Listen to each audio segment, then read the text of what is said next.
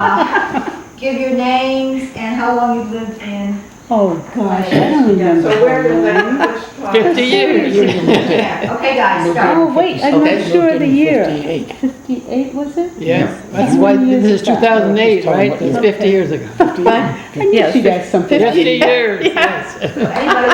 Okay, I'm Ted Peck. I'm not an original owner because I came here in 1964, 6 years after they started. But I'm almost an original owner, so I can tell you everything that happened in the 60s, Close enough. Good. And okay? Next. Your turn. When we came, yes, Your Yeah, name, yeah. your name and when you came. we came in July of '59. Name. who are you? Your name. Who are you? Why don't you do it first and then I'll do it? It's already done. Helen Duncan. No, I mean you. I'm Bob Duncan, and I moved at the same time she did, actually. 49 years ago. I'm Cecelia Hodges, and they tell me it was 1958 that I moved in.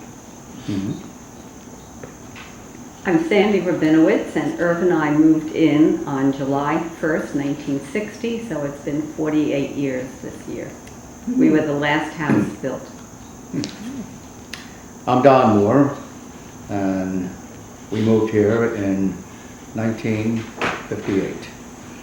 Go ahead. I'm Ruth Moore, and we moved November 1958. November. Someone had to know. Hold on a second. Seal? Seal and the Watkins, Watkins were the first people here. Oh. Are the Watkins the first? Hmm? Or Joan Yeah. Well, I Gilmore? don't know exactly. It was Yeah. you and the Watkins. You and the Watkins, yeah. Okay, so I want this to be a conversation, so you guys can just talk amongst each other about when you moved in, what it was like, what your impressions are, and then we'll move into what I think is the really great stuff. Oh. So whoever wants to start, when you moved in, why you moved in. I'll tell you a story. When we moved in, I remember very vividly having to go to the Borough Township Hall tax office, and when I got there, the woman said, "Oh, you're in that Substandard. substandard housing." And today I probably would have punched her in the nose. Then I said, if I say anything, they'll take the house away from me. Now, that was my situation. We've been turned down so many times. I felt that be quiet and stay safe. That was 1958. I remember, strangely enough, I don't remember the moving in day, but I remember the day my mother came to visit us. And I remember it because it was such a miserable day. It was raining cats and dogs. It was a Columbus holiday, Columbus Day weekend, because I was teaching then. I had the weekend off. And there was nothing planted. The place was very spare condition. And I always wish that she had been able to see it as it is now. But that was a time because it was she was our first visitor, I guess, or maybe among the first, yes. I also remember when, like yours, when the taxis used to say that they didn't know where Glenview Drive was when visitors came from the city with their desire. But there were happier stories too. Say again? Happier stories that somebody else Oh, I'm has, certain. I'm sure. Since the Watkins are not here to tell, or Dick Watkins is not here to tell the story, I will have to tell it for him. Shortly, not when they first moved in, but not too many years after he moved in, Dick ran for and was elected to the West Windsor Board of Education, which was then dominated by the old farm families of West Windsor, all male. And when Dick appeared after the election at his first board meeting, the then president of the board, who lived in West Windsor Township and owned farmland in West Windsor Township for 100 years, said, "You never would have been here if it weren't for those people." Yeah, I remember that. Yeah. Those people. Those people. That sounds like something that happened to me in the Army. Yeah. We had a lieutenant who We're talking about the neighborhood. Oh, I'm sorry. That's okay. Any other Come on first now. We used to address us as "you people." And when we went overseas, they left him here. They felt that perhaps he might not be safe with us. Uh-oh. Well, when we we also first- moved in on a very wet day. It just poured all day, and all the grass seed that was planted probably that very week just washed away. The lawn has never recovered, even though we tried hard. And I just remember the friendliness. Before we moved in, the Watkins invited us in to come see their house, since ours is the mirror image of theirs, and gave us some tips about things that we might want to change. So all of you except the Pecks were built, you had your homes built, so you were the first owners? We bought the property and contracted, as part of the buying, contracted to have a house built to our specs within narrow limits, but How long did it take the houses to be built? Hey, I remember when we first moved in, the Rosenblums, some friends of ours, had bought a house about the same time as we had, but they had moved in earlier, so they were already in. And so when we moved in, our children immediately started playing with their children, and they took care of our children while we were in the process of moving in. So that was a very special time in our lives, and we continued to do things like that, taking care of each other's children throughout many years. that's for sure. Well, it was interesting for us, Mary and I had 3 small children and the 4th on the way. And in fact, she was about 8.5 months pregnant when we moved in here. We got here through Norma Watkins, because she and Mary both belonged to something called the Princeton Childbirth Education League, which promoted natural childbirth. And we were being evicted from our rental over in Princeton, and evicted because the landlord's son wanted to move in. So Norma mentioned that the house was for sale over here, her house. And no, it wasn't her house. It was With Well, Wilshire Strands. Yeah. It was not, it was the, What's her name? She had, across the street from you, Bob. Garrettson. Garrettson. Oh, Garrettson, right, I'm yeah. sorry, I didn't mean, I was Lita and thinking Hank. of Collective memory here. right. So before we Wilshire Strands. moved in, I remember Norma had a dinner party, and I don't know if it was for us, but a lot of the neighbors were there. I think all of you were there except Sandy. I think you were in Israel then. India, yeah. So we had never considered living in an integrated neighborhood. Nobody ever thought of such a thing in those days. But Why not? why? Well, I guess because of the way the real estate dealers operated. They would not try to sell a white family house in an integrated neighborhood. And there weren't that many integrated neighborhoods anyhow. from a white's point of view, it was just the way things were. That's right. And but we immediately liked all the neighbors we met here, and decided it would be a great place to live, and so moved right in. And our kids started immediately playing with the Duncans across the street and the Watkins down the street, and the Reeds up on the corner. So it was a very pleasant experience right from the start. Lots of little people to play with. Yeah. So how did the adults, how did you guys get along? And how, what kind of relationships and bonding and social activities, if at all, did you guys do in the beginning and through the years? Well, I don't know, it seems, if I heard you correctly, it seems to me a lot of the moms tended to get together of young children, because all the little people, there were children that needed to be watched, and so the moms sometimes got together or had tea or coffee or so forth. And I do remember particularly because there were several of us who had the young children. But also Norma, I think it was Norma that started this occasionally, and I don't remember if it was when our children were young, but she occasionally would have us to lunch. So that was always a nice thing too. But the children all played together, all ages, so it meant that that particularly drew us together.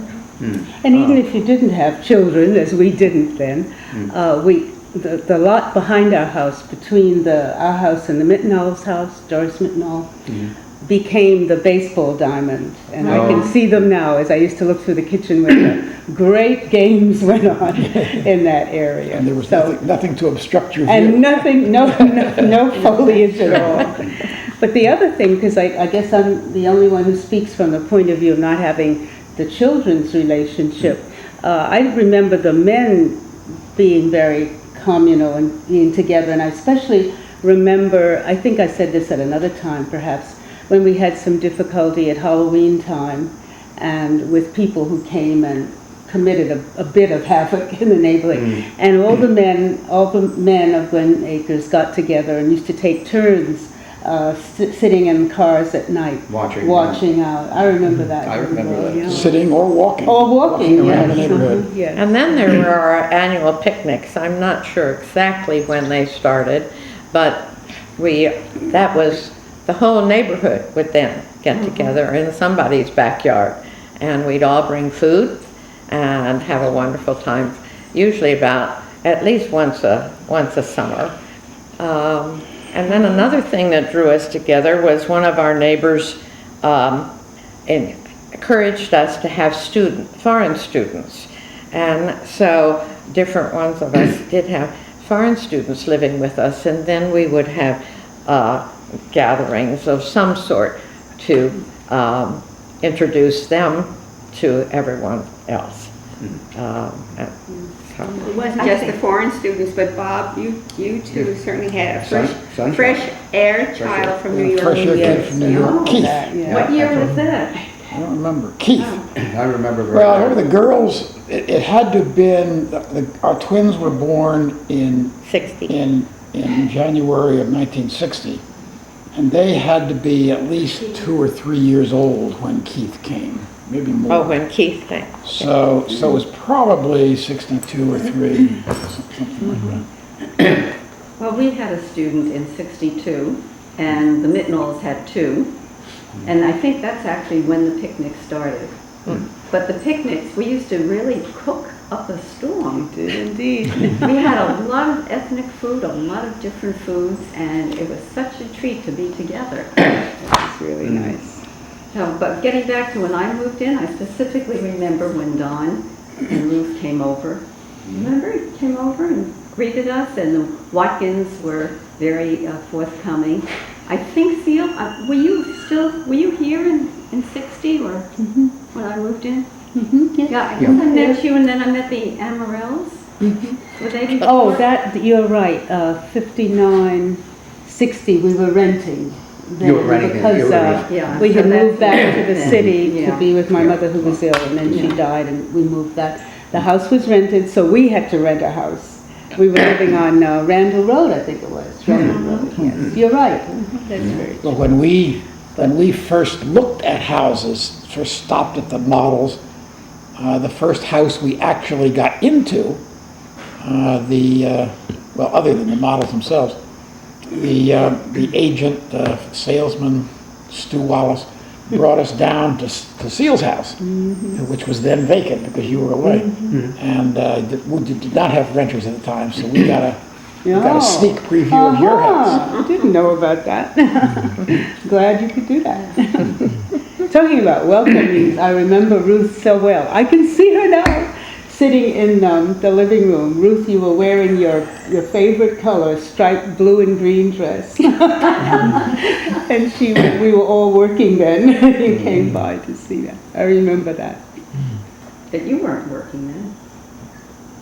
Yeah, I think she was. No, not Not then? No. Not when we moved in, no. No. That's right, it was later. Yeah, our children were So, 13. yeah, those of us who weren't working used to meet a lot because we had bread deliveries and dry cleaning deliveries And and milk milkman and bookmobile. Oh, that brought it. Oh, the bookmobile. That was fun. Bookmobile.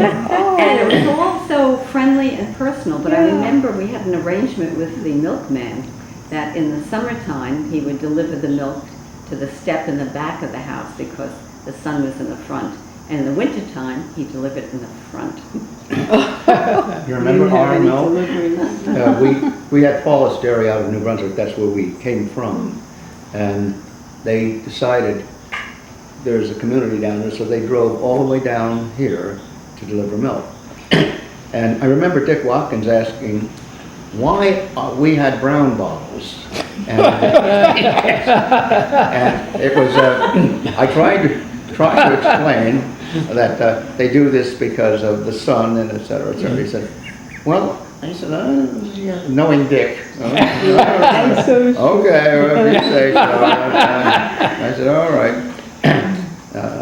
Gosh. But that was a very interesting time. We also had a swimming pool, the Watkins and Moores. Oh, yes. And it was about the size of the table there.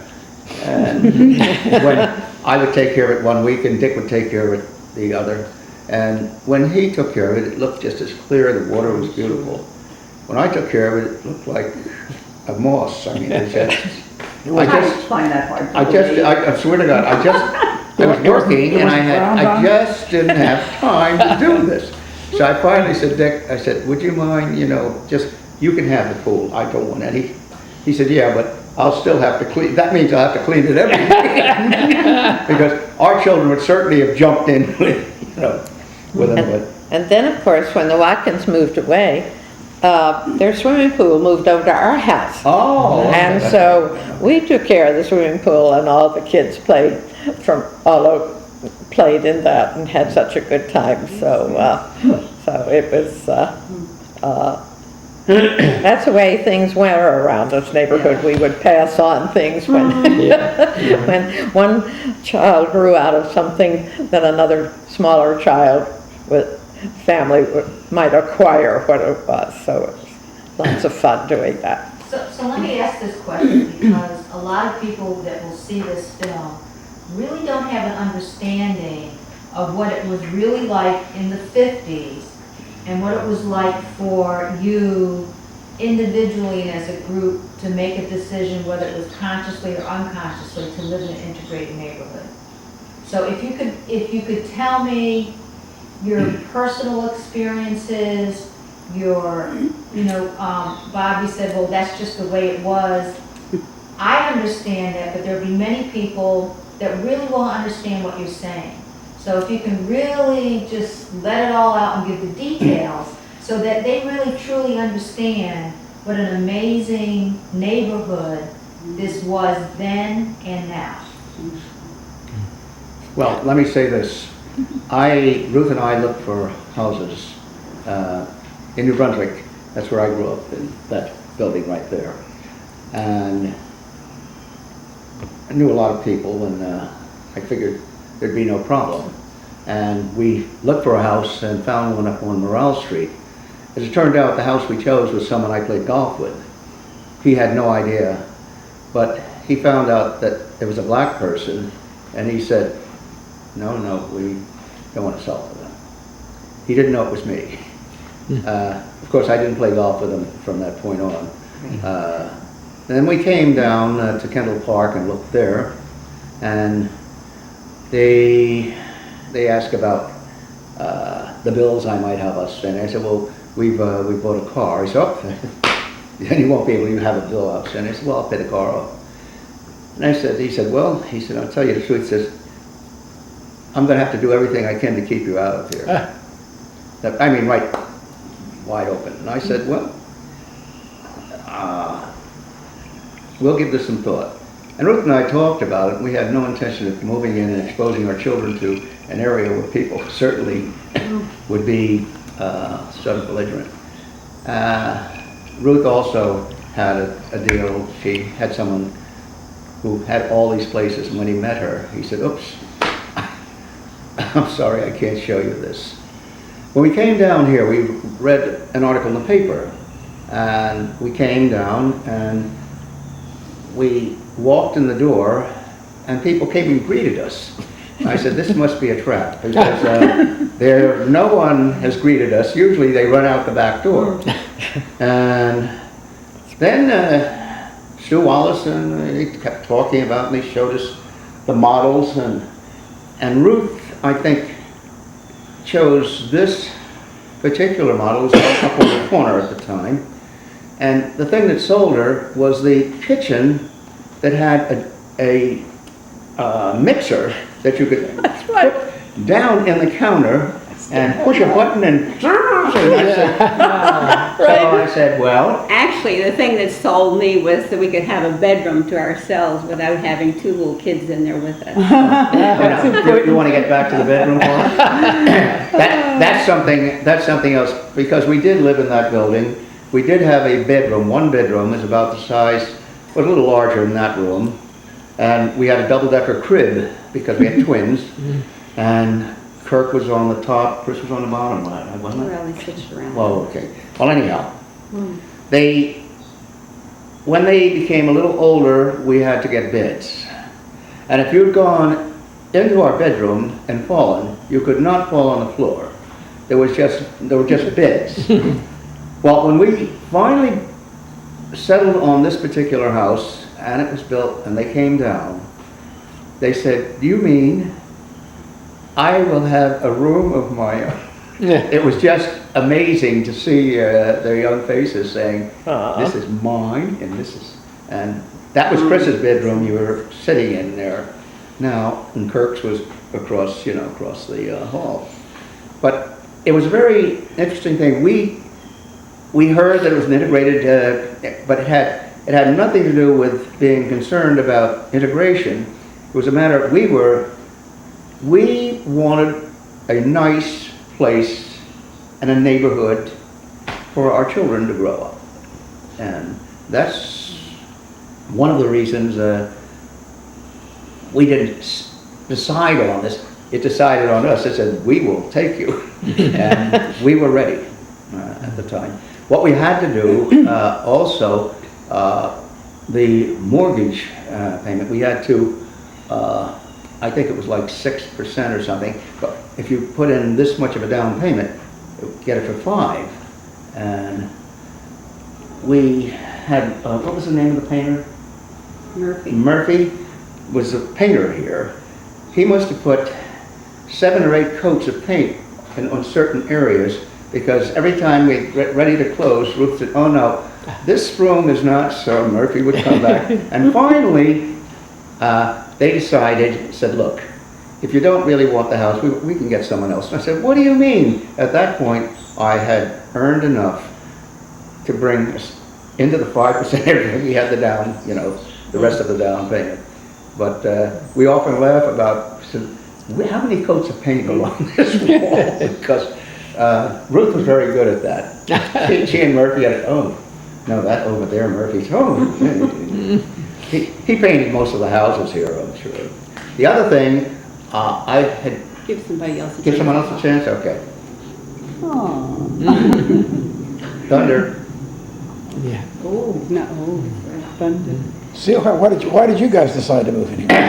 I think, actually, I was married then, and my then husband was teaching at the Princeton High School. And I was teaching in New York City, commuting. And he was a person who always wanted to live in the community where he worked. That was alien to me, because having grown up in New York, you lived farthest from your students as you could. Not purposely, but it's seldom you lived in the neighborhood where the children were, or the students were. So that was in the back of his mind for a long time. We were then living in Trenton in a lovely apartment, 2nd and 3rd stories, floors in our house in Trenton.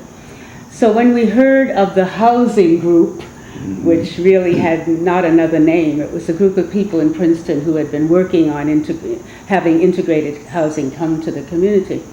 I remember going to several meetings that they held and so forth, and it came just at the right time when we were wanting to make the move. So we latched on to it and were able to come. But that was the precise reason. So you didn't really have quite the same experience that Don and Ruth had in No, we searching hadn't. for a place and not being able to find one. That's true, no, not really. Being But we had rejected. had that experience in other areas, because every Sure. African-American person does in one way or another, but. Well, we moved here because it was convenient to where I was working, because it was a price that we figured we could afford. We couldn't afford in What? Princeton. Wasn't the only, I think it's important, it wasn't the only place in West Windsor that we could have afforded. Princeton Colonial Park out here was well under development, and houses there were ballpark the same price as houses here. But we liked the houses here better. It was closer to where I was working. We did not know when we came to first look at a house that it was intended, it was planned as a interracial community. But I guess we probably found out the first visit we made to the model. I can't remember exactly.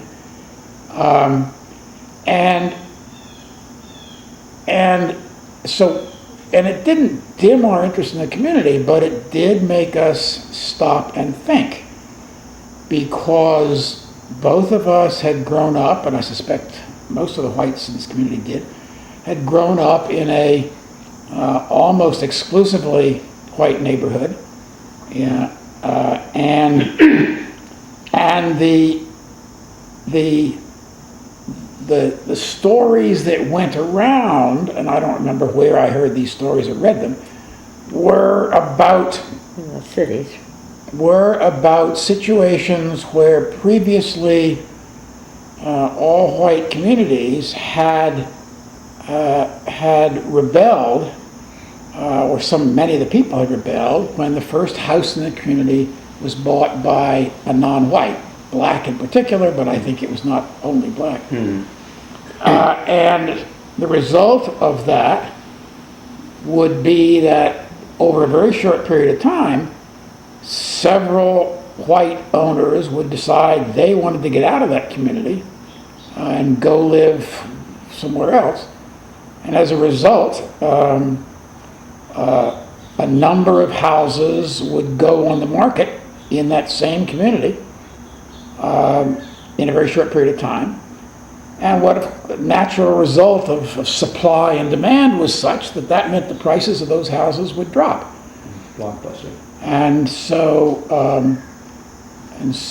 the scuttlebutt was that if you bought a house in a racially mixed community, you were going to lose your shirt. The value of the property would drop and you would lose your investment. And there were stories at the time, and I suspect they were true, of deliberate and conscious, as Don used the word, blockbusting, where people would go in with the deliberate intent to break, quote, break the all-white community, have a black family move in, and then gobble up the houses as the prices went down, and nurture the turnover. So it was that was a standard known phenomenon at the time. And I think that made me at least, stop and think. If I invest in this house, I have no objection to living in a racially mixed community, but it's not the only thing in my life, and if I'm going to lose my shirt by doing this, then maybe I ought not to do it. Over a period of time, and talking with other people and thinking about it, came to the realization, of course, that if everybody who's moving into the community is moving in knowing it's a racially mixed community, then you're not likely to have panic selling of people trying to get out because they suddenly discover it's a mixed community. So I think that kind of reassurance made me more comfortable moving in. And also, the Rosenblums, some friends of ours also. Well, there were other pieces of it too. There were some friends who were interested in the same way and finally bought. But the other thing was that we were at that time newcomers, but attending the Nassau Presbyterian, what was then the First Presbyterian Church in Princeton, out of which these communities had grown. First Presbyterian Church, Witherspoon Church, and then, I guess it was then the Second Presbyterian Church, were the initial group that led to the creation of the housing group. And so we knew people in that church who knew something about the background of these communities, and that gave us a kind of a reassurance. So there were a number of things that... And I don't know whether we knew at the time that the specific purpose of in selling the homes was a 2 to 1 ratio, so that there was a specific ratio at the time, purposely to get the neighborhood integrated. And although nowadays you can't do that, at that time there was no rule against that. Morris Milgram, the developer who was brought in to build the communities, had built a couple of communities with similar intent in the Philadelphia area. And in one of those communities, they had chosen a 50-50 ratio. And the story we got, indirectly I guess, was that had made the white people in the community feel uncomfortable. That it wasn't, the blacks didn't feel uncomfortable, but the whites tended to. They felt there was just a little bit, they were too much embedded in integration. And so that was at least part of the reason why they chose in these communities to make it 2 to 1. So let me just ask the question. This is the mid-1950s. You're in the Northeast, so you're not in the Deep South. Why did whites not want to live with blacks? Well, I didn't say that. Well, no, I mean, just a general feeling. Yeah. So I want to get to feel, you know, it was generally understood that more whites didn't want to live with blacks. I mean, so why? As best as you know, why? Maybe I should just tell our little story. Okay, we both grew up in New York, so to us it was integrated. I went to school with blacks and whites, and most of my friends were Jewish because we belonged to a synagogue, and we had more in common with services and religion, that kind of thing. But when we moved to Princeton, we moved here because Irv was a graduate student first, and then we left for a year when he needed a job, then we came back. So after 4 years of renting a house which was an attached house, and the people next door to us had moved out, and the landlord moved in. So that, after 4 years of living next door, it seemed that it was the right time for us to move out, because it was getting a little uncomfortable with comparisons about what a good eater your child is, and look how terrible my child eats, and that kind of stuff. And we just decided we moved out.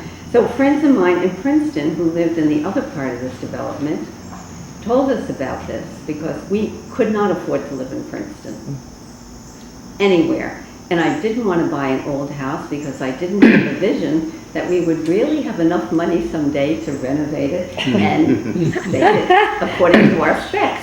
And I grew up in an apartment and lived in rented places that had many coats of paint on it.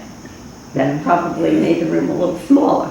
So it was very appealing. And we came here, we met the Watkins, and we looked around, and we actually wanted to buy the small ranch, and we were told we couldn't, because that was the one we could really afford. They weren't building the small ranch anymore. We couldn't afford the big ranch, and so we decided on the split level, and then we did the same thing the Watkins did, was we reversed it. So for us, it was very comfortable to move here, and I guess everybody remembers my joke over the years that I never thought of this as being integrated because we were the only Jewish family here. And that was a term that was used because of the anti-Semitism. And we've all, even though I grew up in New York, there was anti-Semitism. And so it was wonderful. We loved the fact that it was integrated, and we just felt at home here. I think also that the John Witherspoon area at that time was the area in Princeton where blacks and Italians lived. And had there been an opening there, we probably would have lived there. But this but through serendipity, well, no, through the planning of those groups you talked about, came around at the same time. And the other reassurance, as Bob was saying, was that the Milgram philosophy or plan really built in these reassurances that, and we even had a difficult period. Remember when there was a house, when a black family wanted to move in, and it would have tilted the balance that had been set up. And there was a very difficult time there for all of us. Very painful. Yeah. Very painful. It's sort of an unwritten law, though. It was not It something. wasn't a law, it was like Oh, a yeah. covenant, that's It was a right. covenant, it was an understanding. It's just an yes. understanding It was an that understanding. that we wanted to preserve the interracial nature of the community. I mean, we may not have moved in because it was interracial, but we all came very quickly to understand how unusual it was and how unique the community was.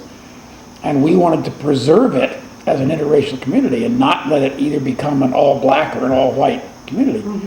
The pressures on the community were all in the direction of becoming all black. Several pressures. One was, in general, the whites were more mobile, more upwardly mobile than blacks. Jobs and other places to live were very limited for blacks. So whites were more upwardly mobile and tended to get more money and move out, which meant that it was white houses that went on the market, white-owned houses that went on the market. And then the real estate agents I'll get back to answer your question a little bit more directly in a minute, but real estate agents did not want to show a white family a house here because they thought they would lose their job, I suspect. They felt if they showed a white family a house in an integrated community, the whites would say, oh, we don't want you as our real estate agent. Or they would gain a reputation that would drive other people away. But they weren't going to show any blacks that walked into their office a house anywhere else. Well, yeah, it's interesting you said that. Henderson was one of the realtors who said this is probably turning to an all-black community at some point. Yeah. Well, his son bought him the Bullets house Yeah. up here, the Bullets. And he used to come by in his Mercedes and I'd slow down and say, hey, Mr. Henderson, how's it feel living in this wonderful community? Yeah. He'd say, fine. And take off. He really didn't want to discuss it with me. But I just couldn't stand it because he was one of the realtors who said, yeah, this is, and the next thing, what a hypocrite. He's living up here in the house.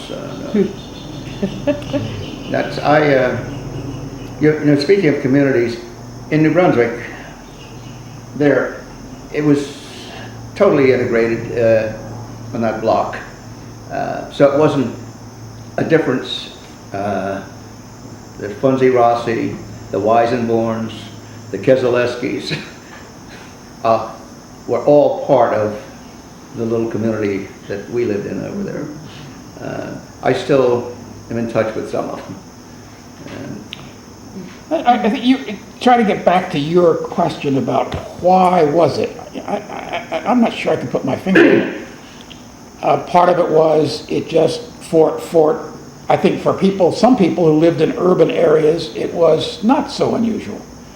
But certainly for people who lived in the suburbs, it was very unusual because blacks at that time, for reasons of prior discrimination, for reasons of limited education, could not typically afford to live in suburban communities or had not been able to. And in the North, you remember, this was the late 50s, early 60s, and the great northern migration from the South had only recently occurred. And so us white northerners just were not used to seeing blacks around in anything but very subservient jobs. And that created this mental image, I think, that was them and this was us. And then, picking up a little bit on what Sandie said, you have to remember that was a time of pretty strong discrimination on a lot of fronts. Anti-Semitism was, in spite of everything in the Second World War, anti-Semitism was common. Anti-black, anybody who didn't look like me was fairly prevalent. So I can't put my finger specifically on a reason, but I think that was just in some ways the tenor of the times in northern suburban America. Yeah, I was just reading in the paper yesterday that Willingboro, which wasn't originally a Levittown, New Jersey, was built at the same time, 1958. And the developer, Levitt, decreed there should be no blacks in his whole town. Kendall Park also. Yeah, there have been programs about Levittown It on was Channel called 13. Levittown at first, and there was one in Long Island also. Yes. Same occurred. So I just want to say that, so we didn't think of anything. Growing up in New York, everybody was different, and the schools we went to. And then when we came to Princeton, it was very cosmopolitan, everything. So I also should say that before we definitely decided on this, we did look at Kendall Park and we decided that was too far away and all the houses looked exactly alike.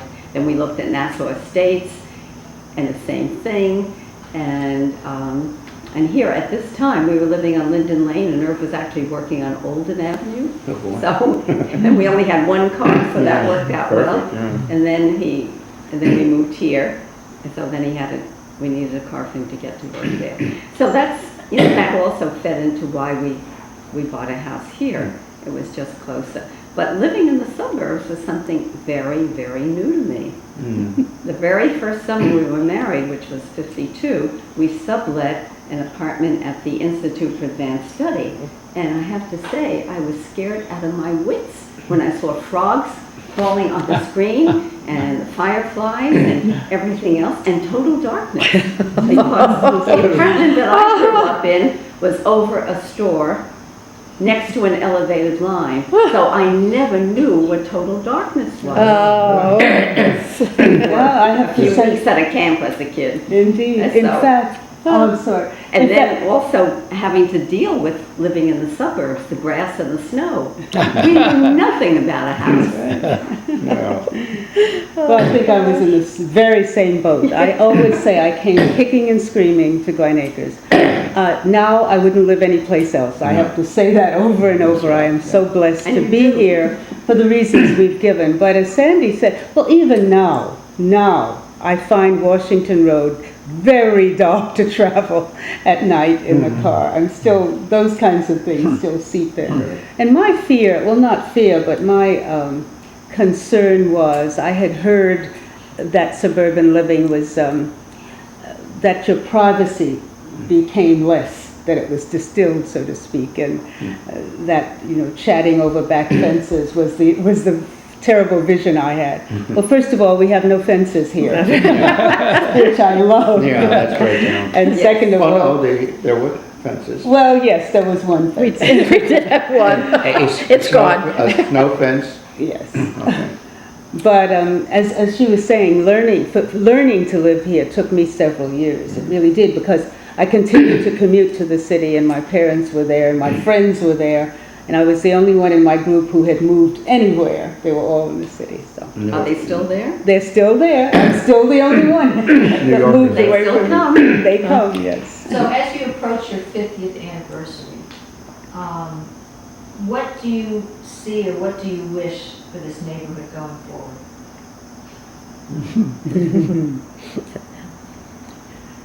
Well.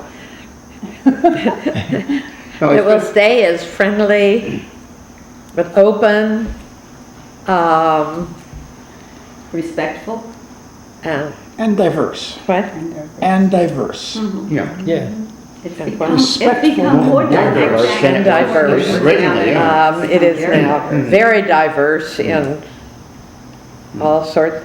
People from all over the world live in this community now. But it's just has, I hope it will just remain as caring about each other, but each person having their own private lives, and yet doing things together. It's just, I hope it will remain in that. That's what was, you've asked often what has kept us together. I think that has been one of the basic things. The fact that we do have that balance between cooperation and concern for each other, as well as being able to keep it. And my hope also was that the philosophy that undergirded the place in the first place will continue, that there will be that desire to have a place like this, even if after several years the physical homes aren't here anymore, that we continue to do that. One of the things we haven't, I don't know whether others have touched on it in our conversation, but in terms of looking forward, the community, the survival of the community for those 50 years has depended on a lot of mutual cooperation in a lot of ways. We talked, Seal referred to the fact that when the first white-owned house might have been bought by a black family, how the community got together and in impassioned terms debated whether we were willing to let that happen. Was that the Watkins? No, that was the Vero's Vero's house? no, it was the Vero. It was the house. It was the house across It from was Seal. across the street. It was the Massey house. The Johnson house, but it was Massa house at the time. And the fear that if one house, if you'll pardon the simplification, would turn from white to black, that would make it harder the next time around to preserve the interracial link. So that was one fight, but we have had a series of fights is perhaps not the right word, but efforts that we've had to go into to preserve the community in other ways. The land behind this house was, when we all moved in here, was an open field. The kids used to play back there, but at one point it was sold, and the owner planned to build a whole strip of commercial warehouses or shops or something back along the back line. And this was quite fairly early. And so we got together and we organized ourselves and we made an issue of the boundary between a residential community and a industrial community, a real issue with the local authorities. We were afraid. We were then, more so than we are now, we were an isolated residential community. There were no residential communities in any direction from it. We had hoped, some of us at least hoped, that would become a residential community, which it has. But that was the first battle. We fought to keep it from being used for that purpose, and if it was used for that purpose, to make sure that there was a berm and that they put in trees and protected this residential community from a different use. I don't remember that. And then, yeah, that was very early. I don't remember when. I was looking for papers today and I couldn't find any. I remember the bank. The bank, I remember. I don't remember that. But there were three others. The next one came in the late 70s when before Canal Point Boulevard was built, and the original alignment of Canal Point Boulevard, or at least one of the proposed alignments for Canal Point Boulevard, would have brought it down essentially through what was then, I think, the Copley property, and would have run Canal Point Boulevard right along the backyards of some of our houses. Again, we got together and organized and talked and petitioned, and Copley's were a part of that petition, and got the township to determine an alignment for Canal Point Boulevard that was on the edge of the community but did not actually encroach into the community. So that was number two. The third one was the bank. When the Copleys wanted to move and they wanted to sell their property, the offer they got was from a bank, and the bank had to get a variance to build within a residential community. So we organized, and in that case, we actually spent a good deal of money getting a lawyer to defend the community against an industrial encroachment from the other side of Alexander Road.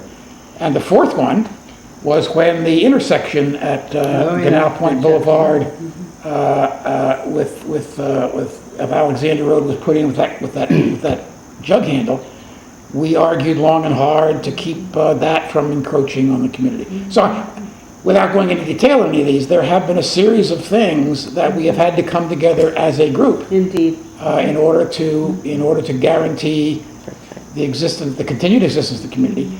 And my fear a little bit is, my hope, to use your words, my hope is that the community will be able to successfully oppose what I am sure are going to be efforts in the future to, in some way or another, reuse the land around this community to the detriment of the residential community. Well, we have several families who are very gung-ho about this neighborhood. Gita and Bruce Ellsworth, who really moved here because of the neighborhood, because they could afford that house. And the Rossies, he's doing so well. I asked him if he was going to be one of those upwardly mobile people. He said, no, they love it here. And I think Michelle is here. Michelle wanted to move back. For sure. Yes. Zeldin. And I get the feeling about Al and Susie that they're definitely They here. are really I going. think that's true. Every other word from her mouth is about the family atmosphere. They emphasize that all the time. Yeah. So I think that part of that will be preserved by these people. And we're talking about some younger families. And I think that's an important piece of it.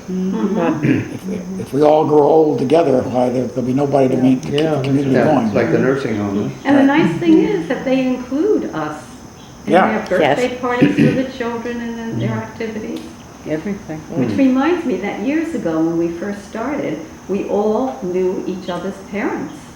At least one That's who true. came and visited. I remember certainly Bob's mother and Helen's mother and my mother was here. And my mother-in-law, she just loved the twins when they were little babies. She always wanted to see them. So that, and friends. We got to know other people's friends. You know, I remember my dad Oh, Yeah. yes. I don't forget him. Of course I remember. who came here when the Garrisons were living over here.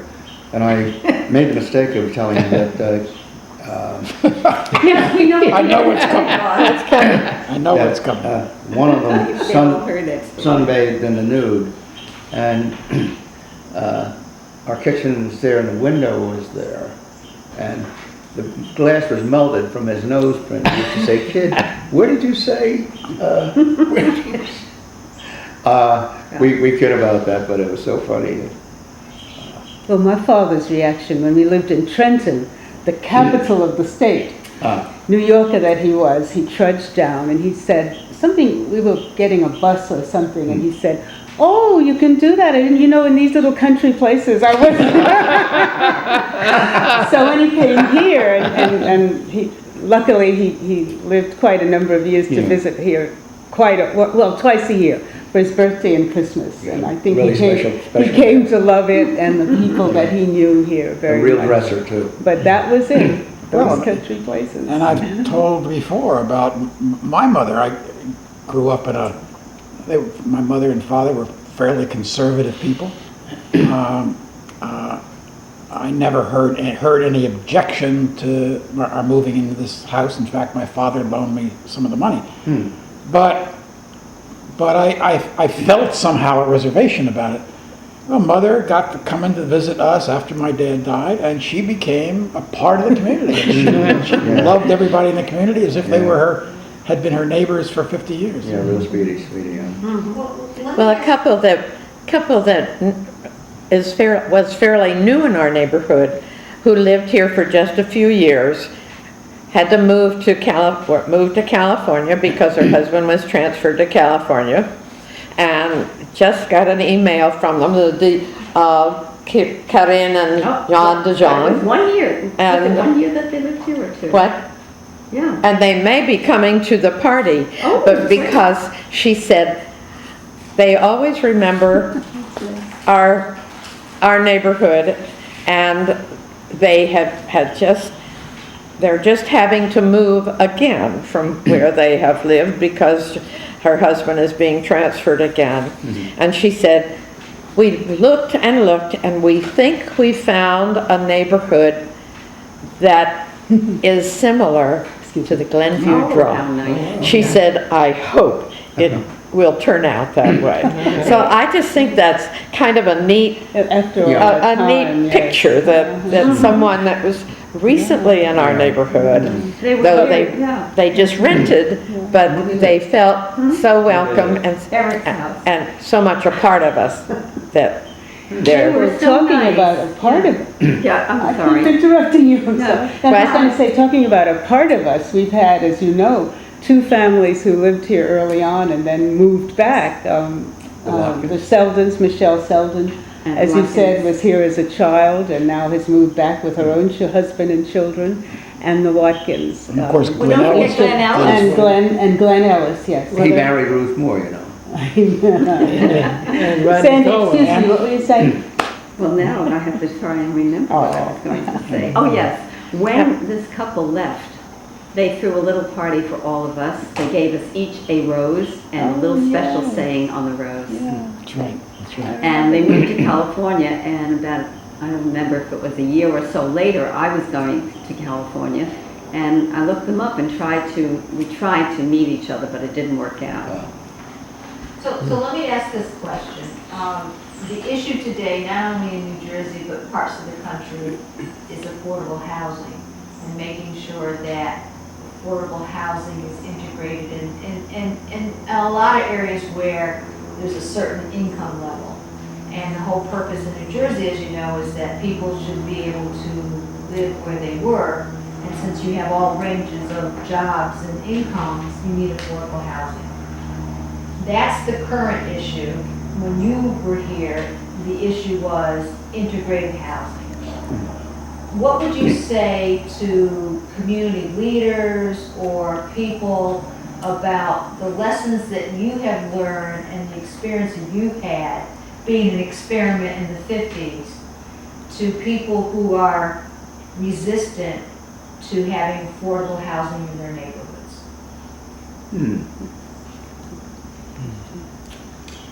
Well, I'm not, if I heard you correctly, I'm not sure that we thought of this is, our neighborhood as an No, affordable. I'm not saying it was. Okay. Your neighborhood was the first attempts of integrated neighborhoods. Right, And it was successful. yeah. Now the issue is affordable housing. And so I'm asking is what your experiences are. How would you then tell people who are resistant to having affordable housing in their towns? What would you say to them to allay their fears that there really is nothing to fear about change? Because what you guys really were change agents. I'm wondering, go ahead. I'm sorry, do you mean integrated housing when you're talking about affordable Or housing? just affordable housing. Well, I'm not quite sure what you they're mean. talking about affordable housing, but sometimes the subtext really is integrated housing, because there is a belief that only the people who will be in affordable housing are going to be either African-American or Hispanic. oh, We really? know that's not necessarily true, but those who are opposed to affordable housing, that's the subtext.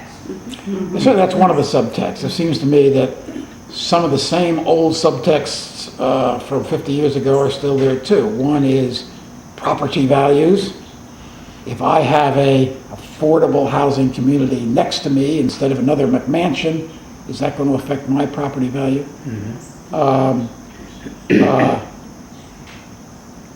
If I have people living in close proximity who are not like me, maybe the question is not just racial and ethnic, but now it's rich. That is, I want to live in a community of people who are wealthy like I am, who have big properties. I think all these fears are probably a part of it. And I guess my answer to that, and I'm not sure it would persuade anybody, but my answer to that is that diversity is by itself an exciting thing. Getting to know people, getting to rub elbows with, eat with, talk with on the street. who have different backgrounds and different experiences and different perspectives on things makes life exciting and fun. And if the people who live around you are all corporate presidents and drive Mercedes and BMWs and what else? And everybody does that, you know, from my point of view, that sounds like a kind of a boring way to live. Mm-hmm. So I mean, I'm not sure that would persuade anybody, but it seems to me that is the issue. The issue is, well, that's the issue, but the other issue is every community, regardless of where it is, needs people working in it at least who are different, who do different things. I want somebody to mow my lawn. I want somebody to clean my house. I want somebody to do other tasks. I want somebody to be and teach in the schools and so forth and so on. And if my community is all made up of multi-millionaires and I don't let anybody else in, that becomes more difficult for me. And you have outsiders coming into my community, which is a little scarier to me than having the people who live in my community be the service people. So, you know. I think being black, I think differently. I think, you know, now I would sort of stop to think about values. Then when we were looking for a house, it was for a house that we could afford, that was a nice house, that the school was a good school for our children. You know, it would have been a plus, and it was a plus to have neighbors who were good neighbors and had similar values. But, you know, that wasn't the thing that was foremost in our minds when we were looking for a house. Now I think, you know, when you talk about affordable housing, it's the same thing. I think people are not going to stop to think about values. The value of their house is what's going to be important to them. I think if you have a house that you paid $400,000 for, you don't want somebody next door who's going to be living in a $59,000. I mean, that's just, I'm just throwing that out. But I think that's probably what it is. As you say, underneath that all is those people who can afford that house are not going to be the same people. You know, they're not going to be the same people that you are who have that very expensive house, probably have an advanced degree and all that kind of stuff. And I think that's the fear. I don't know. I don't know for sure, but because that was not our experience. Well, and since I'm going to die in this house, I don't care. I'm going to be here. So that's it. Well, I think what Bob is talking about is economics. I mean, Can I? go ahead.